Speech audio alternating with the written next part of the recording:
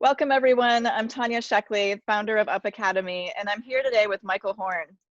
Michael speaks and writes about the future of education and works with a portfolio of education organizations to improve the life of each and every student.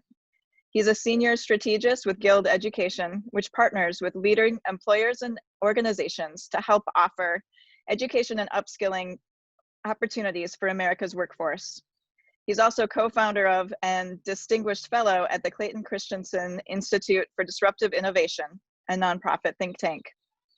Michael's the author and co-author of multiple books, white papers, and articles on education, including the award-winning book, Disrupting Class: How Disruptive Innovation Will Change the Way the World Learns, Amazon bestseller, Blended, Using Disruptive Innovation to Improve Schools, which has been some of my light reading over the break. And also his latest book, Choosing College. An expert on disruptive innovation, online learning, blended learning, competency-based learning, and how to transform our education system into a student-centered one. He serves on the board and advisory boards of a range of education organizations, including the Clayton Christensen Institute, the Robin Hood Learning and Tech Fund, the Learn Launch Institute, and he also serves as executive director of Education Next and venture partner at Next Gen Venture Partners. Thank you for your time today, Michael. I'm so excited that you're here and we get to have a conversation. Yeah, I'm super excited. Thanks for having me. You've recently begun a new role with Guild Education. Can you tell us about the organization and about the work that you're doing there? Yeah, absolutely. I mean, Guild, as you said in the intro, basically had this notion that employers have a lot of education benefits that they have open to employees across the country, and that so many employees don't take advantage of these benefits and employers aren't really helping them take advantage. And yet we know that we need a lot of folks to upskill into real middle skills jobs, if you will, that can make good wages, that continue to grow, that promote economic mobility for themselves and their families. And that if we can be more intentional around the set of educational options and the coaching and mentorship that we provide, these employees, that they'll take advantage of those benefits, persist, succeed, and then continue to grow. And the employers that we work with, Fortune 1000 companies, they've really seen the benefit of this in terms of actually that it's a strategic investment, that it actually helps them if they invest in their human capital through education. And so it's an exciting new role that I've stepped into, but it's really neat being able to work with a really innovative set of educational organizations on the one hand, and then far-sighted employers on the other that are really interested in helping often frontline workers, at places like Chipotle, Five Guys, and the like, advance in their careers and do better. And it's been exciting. Yeah, that's really interesting. I recently had a conversation. A girlfriend of mine is in the human resources department at Phil's Coffee, which is a local coffee chain here in the Bay Area. Yeah, great coffee chain. Yeah, they make great coffee. And through the pandemic, they, like many other people, had to lay off a lot of their workforce. Many of their stores were closed. But one of the things they did was offer education for a lot of their employees. They made LinkedIn Learning free for all of their employees, and offered, several other ways for employees to stay engaged and to do some self-improvement and educational work. And it was really interesting. She saw, I want to say she said maybe only 20% of employees actually took them up on those offers. So I'm curious, are you working with companies to provide incentives for employees to do this, or are you, how are you working with them?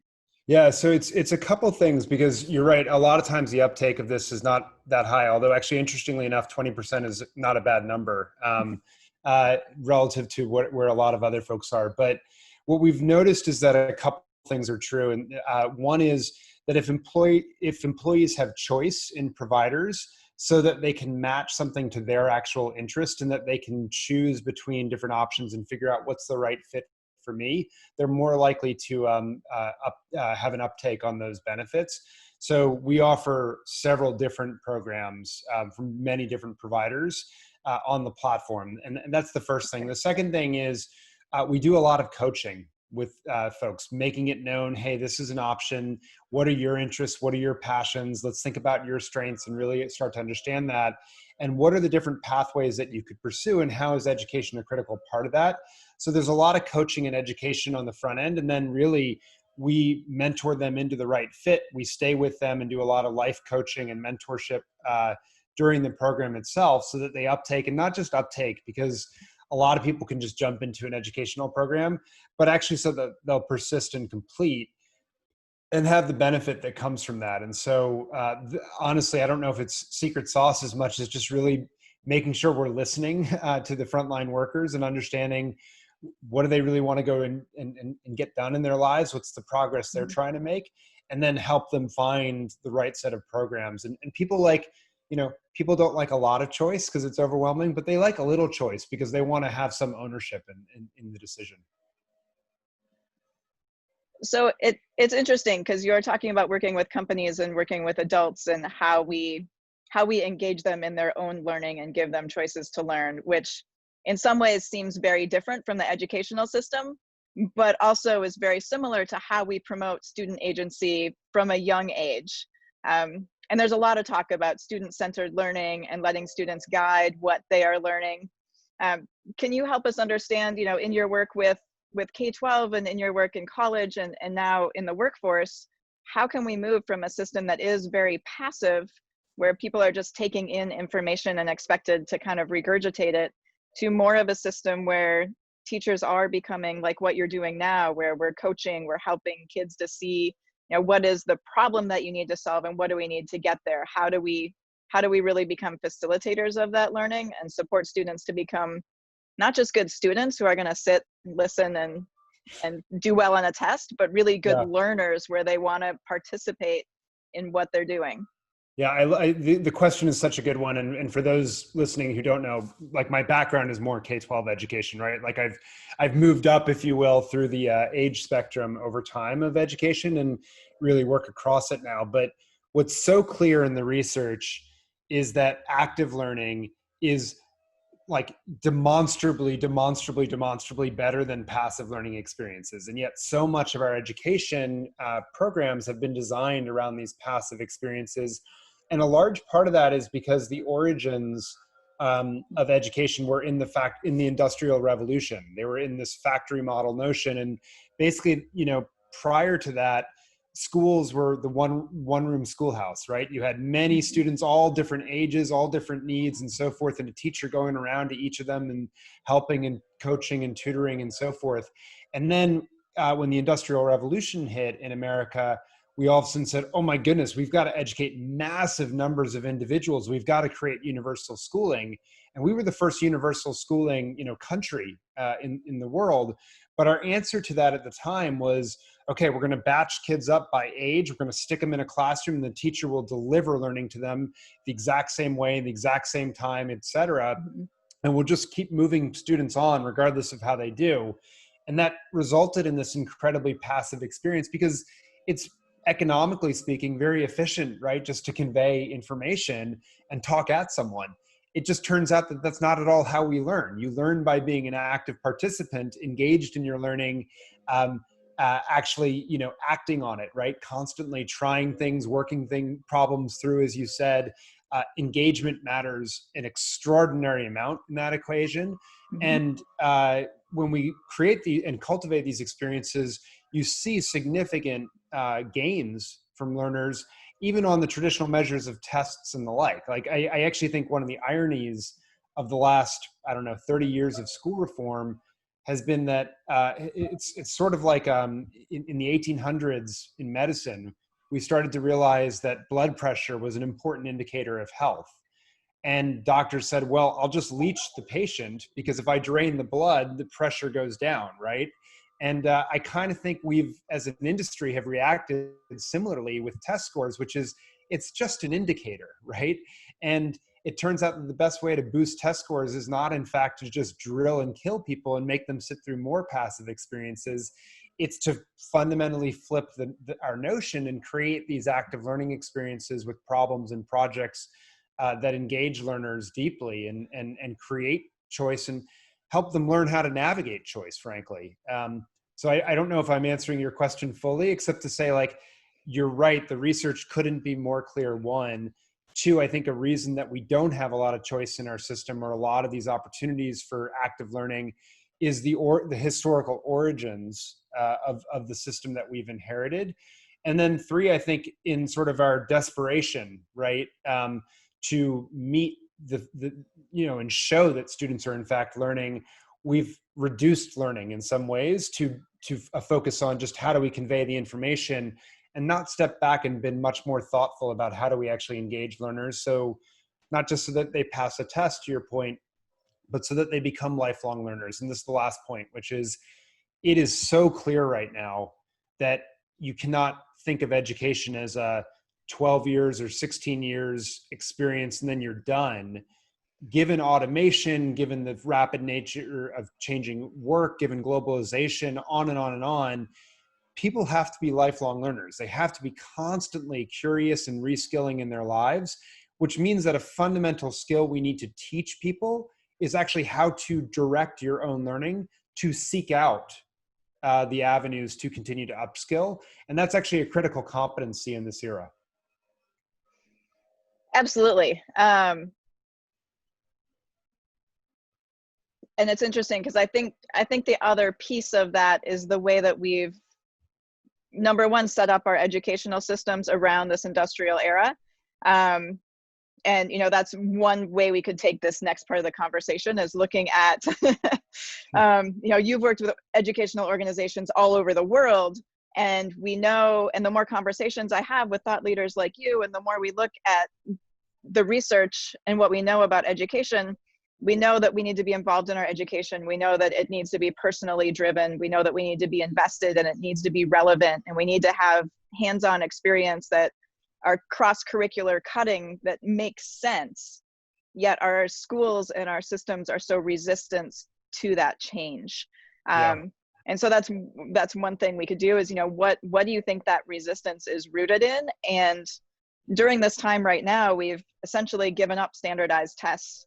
The state of California has thrown out the ACT and the SAT this year for college admission.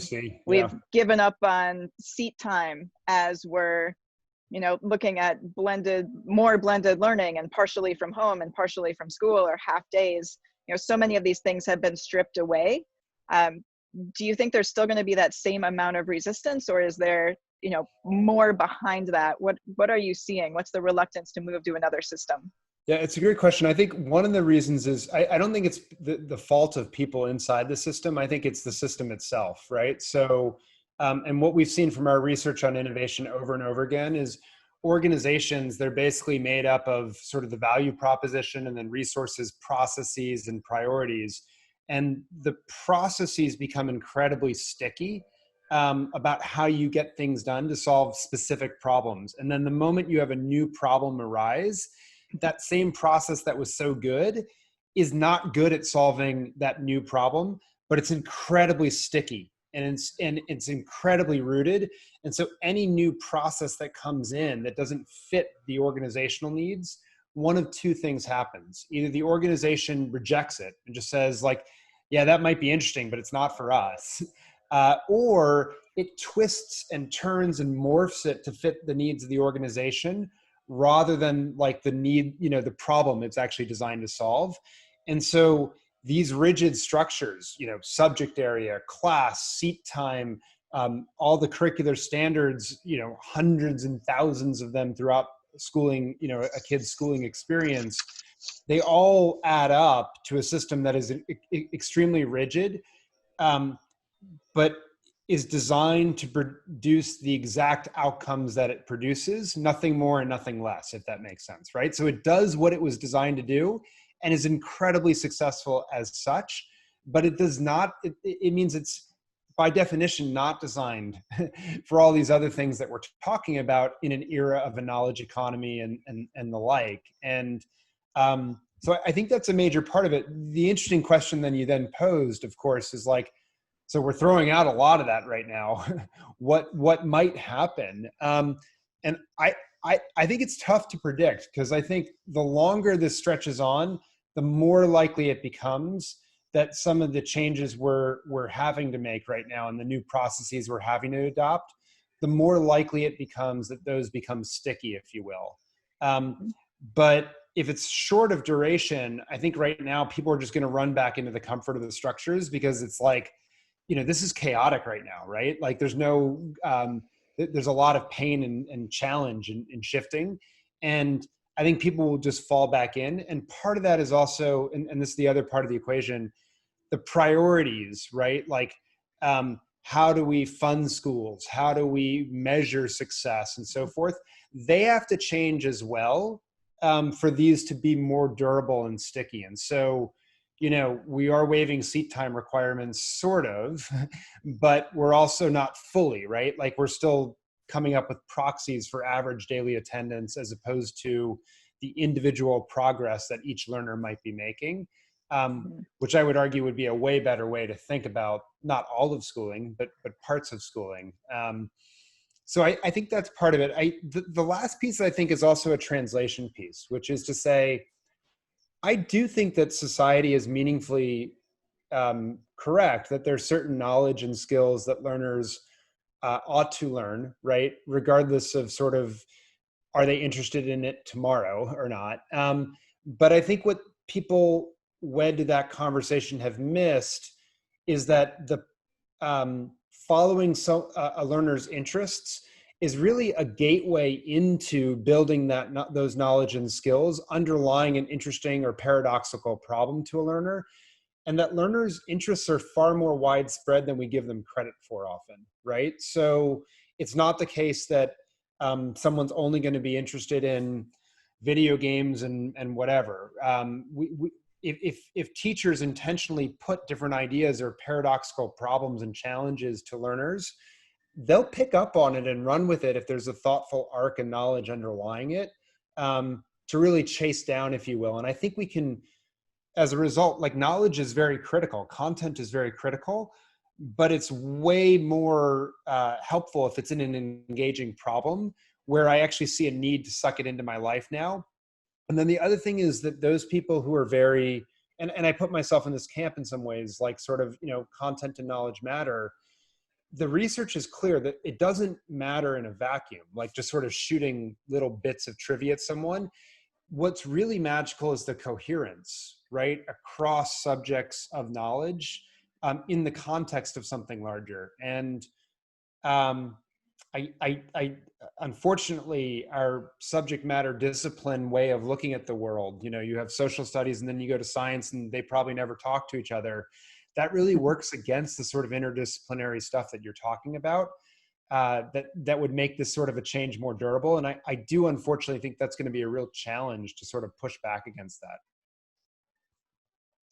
Yeah, it's one of the things we talk a lot about, both with our educators and with our students, is how do we do an inquiry learning setup where we're drawing in students' interests, but then our educators, and I had a chat with Freedom Chicheni the other day, and he called them learning engineers instead of educators. And how do you bring in a student interest and then bring in, like you were saying, all those other things that really coalesce around that interest, but are other branches and things of knowledge that maybe it's really important for us to have, because if we don't have knowledge of humanities, if we don't have knowledge of history, if we don't have knowledge of science, yes, all those things are available by asking Siri, but when we have them in our own conscious, we can use them much more easily, and relate the world to things around them, and and how we move forward. And so it's really, how do we give educators more agency to be able to do that, so they're not in silos and it's not social studies and then science and then math, but it's a full identity project around the science of who I am and my genome, and the math of my family tree, and the social studies of where I came from and my heritage, and the countries of my forefathers and their histories. How do we give educators that agency to design relevant learning for their students? I love that so much, the way you just framed that. And I think part of this is, if we can pull the notion that like certain standards have to be met or covered in certain years because of your date of birth, that would also really help lift some of this, because I would know that there's sets of competencies that I ought to explore, right? I ought to understand the founding of the country and what that affords me as a citizen and some of the challenges and controversies and so forth, right? Like that's something, I don't need the exact dates, but I need to understand the context of that. Right. That's something that can be woven through in different projects that occur in different times. We don't necessarily, to your point, you're all in fourth grade, you're all going to have this right now. I think it's probably California history where you are in fourth grade is I think what it Mhm. is. And we can take a more expansive view of that and also understand each learner is going to access that differently based on their background knowledge and what they get in the home environment, right? So what might be review for me and actually disengage me and cause me to become more passive and less excited about education. For someone else, it's going to be new information and super fascinating. And the flip side is also going to be true, right? Like I'm not going to get exposure to certain parts of the world based on my ancestry and my family's story. And so therefore I'm going to have to come up with different ways to pull that in for me and make it highly accessible. Someone else, that might be old hat to them, and they can demonstrate that through some artifact of work, and you can say, "Yep, you've mastered that," or and therefore we allow you to move. And I think if we can pull the standards up a level almost, and take the time element out from them, and say, like, look, at the end of schooling experience, this is the core stuff you'll be able to know and do. That's great. And then we don't root it as much into each subject matter and so forth to give license to the social studies, science, math, English language arts teachers Mhm. to really come together as a group and say, what's the right way to create interesting projects and problems that will cover those things. And, just as incidentally, I mean, we have reading tests in this country.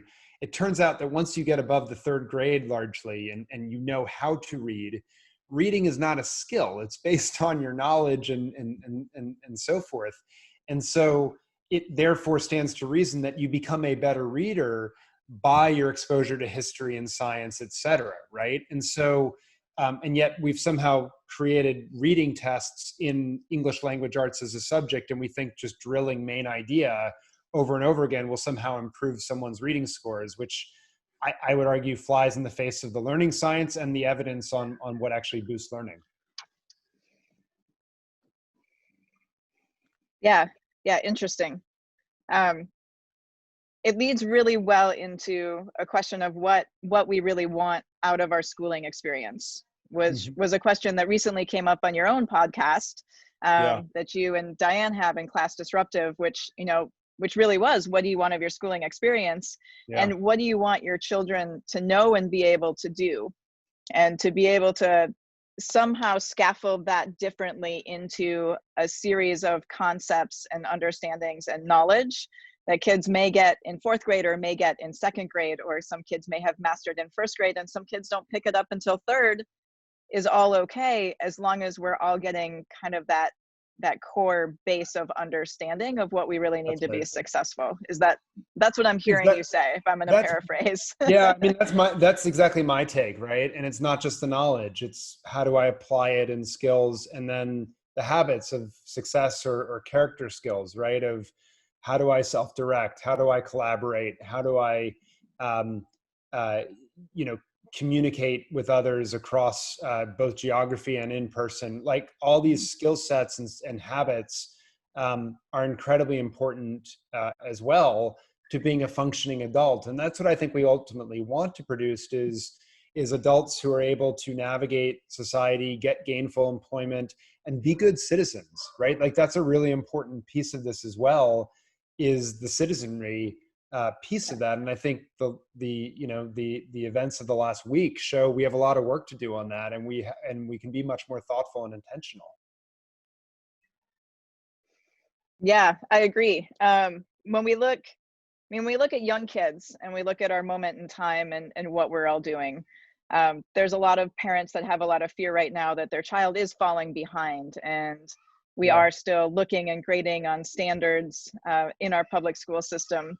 So you have 5-year-old twins, right? Yeah. What advice would you give to parents during this time to help them work through this, and what should they or could they be doing or not doing at home with their kids to support But them? such a great question. It's so hard to answer because it's so individualized to the family circumstance, right? and the resources that you do or don't have at your house, and the conversations you can or can't have with adults, depending on what, you know, the parents do or don't do, right?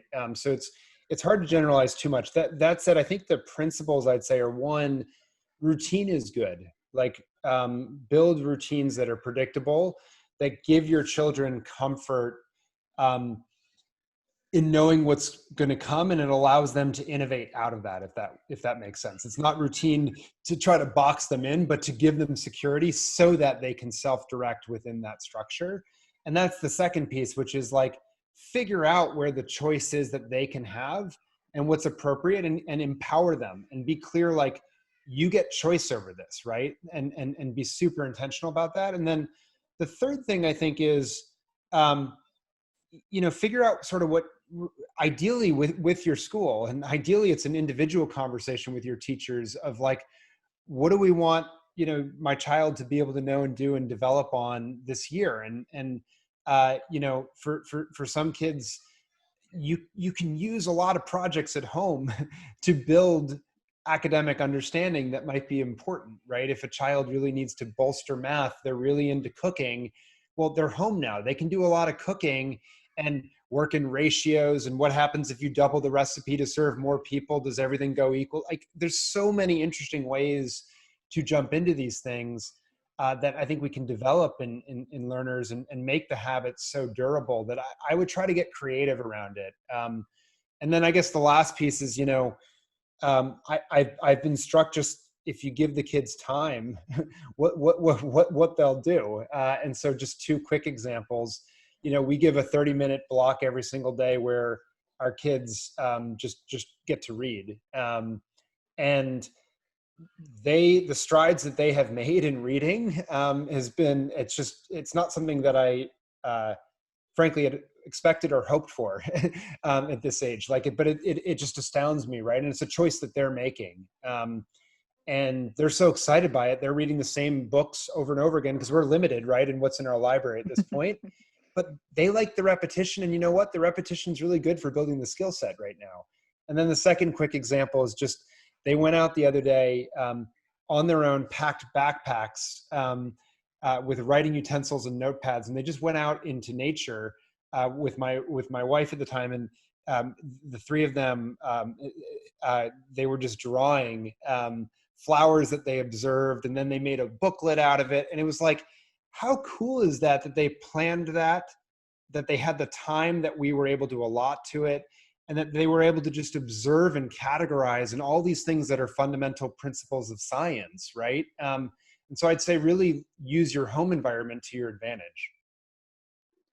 I think that's a good message too, that when kids are given the time and the independence to go and do what they want to do, they will, through no fault of their own, cover a lot of the standards that adults have decided they're supposed to learn. Yes, correct. Right, exactly. Like, they're curious, right? Yeah. Like, that's the big thing, is like, I don't think standards are the enemy. It's just that standards forced down your throat are the enemy, right? And it's like, how do we create the time and space for those to be sucked into larger things of purpose? So, yeah. Yeah, and it's great advice. And it's the same thing we see in the schools. When you create a routine and a structure and then allow students to blossom and create some independence and follow their interests within that, you see really cool things happen. And Yes. The same thing, we just have time to do it at home right now. So thank you for that. Yeah, absolutely. I think that's right. And I think that's a great place for us to end for today. I know there's so much more that we could talk about. And I'd love to talk about, you know, blended learning versus humanity and how we draw that together for children, and experiences that you've had working abroad, but maybe we'll just have to have another conversation. I would love it. And I wish you could be in person in San Mateo, which I adore where you are. But thanks for the opportunity, and thanks for the school you've created and the opportunities you're creating for kids. Appreciate it. Thank you. And thank you for your time today. And if you do make it out here, you are always welcome. I would love to give you a tour. Love it. Thank you. Thank you. Yeah, be well. You too.